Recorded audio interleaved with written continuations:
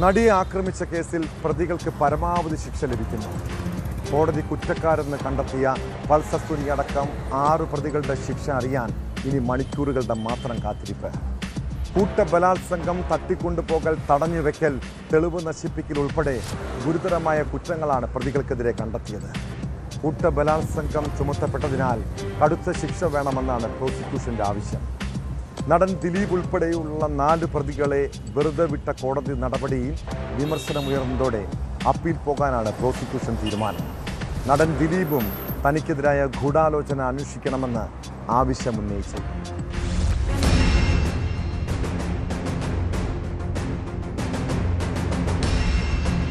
നടിയെ ആക്രമിച്ച കേസുമായി ബന്ധപ്പെട്ട് എറണാകുളം ജില്ലാ കോടതി സമുച്ചയം പല നാടകീയ സംഭവങ്ങൾക്കും സാക്ഷ്യം വഹിച്ചിട്ടുണ്ട്. 2017 ഫെബ്രുവരി 23-ന് പൾസർ സുനി കീഴടങ്ങാനെത്തിയത് ഇവിടെയാണ്. അന്ന് പോലീസ് ഇയാളെ കീഴ്പ്പെടുത്തി അറസ്റ്റ് ചെയ്യുന്നു. പിന്നീട് എപ്പോഴും ഈ കോടതി പരിസരം ശ്രദ്ധാകേന്ദ്രമായി. കഴിഞ്ഞ ദിവസം കോടതി പൾസർ സുനി ഉൾപ്പെടെ 5 പ്രതികളെ കുറ്റക്കാരെന്ന് കണ്ടെത്തിയിരുന്നു. അതിനുശേഷം തൃശൂരിലെ വിയ്യൂർ ജയിലിലേക്കാണ് ഇവരെ കൊണ്ടുപോയത്. പ്രതികൾക്കുള്ള ശിക്ഷ എന്താണെന്നാണ് ഇനി അറിയേണ്ടത്. 1-ാം പ്രതി പൾസർ സുനി എന്ന സുനിൽ NS, 2-ാം പ്രതി മാർട്ടിൻ ആന്റണി, 3-ാം പ്രതി മണികണ്ഠൻ, 4-ാം പ്രതി വിജീഷ, 5-ാം പ്രതി വടിവാൾ സലീം, 6-ാം പ്രതി പ്രദീപ എന്നിവർ കുറ്റക്കാരെന്ന് കോടതി കണ്ടെത്തിയിരുന്നു. വിചാരണ കോടതി ജഡ്ജി ഹണിയം വർഗീസാണ് വിധി പ്രസ്താവിച്ചത്. പ്രതികൾക്ക് ജീവപര്യന്തം തടവ് നൽകണമെന്ന് പ്രോസിക്യൂഷൻ കോടതിയിൽ ആവശ്യപ്പെടും.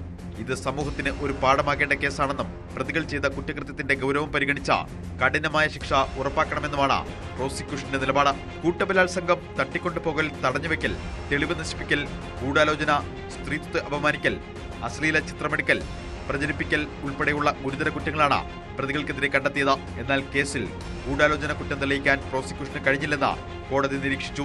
അതോടെയാണ് സംഭവത്തിന്റെ മുഖ്യ ആസൂത്രകനെന്ന് പ്രോസിക്യൂഷൻ ആരോപിച്ച 8-ാം പ്രതിയായിരുന്ന നടൻ ദിലീപിനെ കോടതി കുറ്റവിമുക്തനാക്കിയത്. ഗൂഢാലോചന കുറ്റം തെളിയിക്കാൻ പ്രോസിക്യൂഷന് സാധിച്ചില്ലെന്ന് കോടതിയുടെ വിധിന്യായത്തിൽ പറയുന്നു.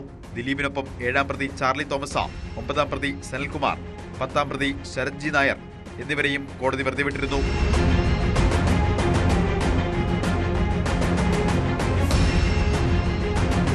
ന്യൂസ് 18 കൊച്ചി.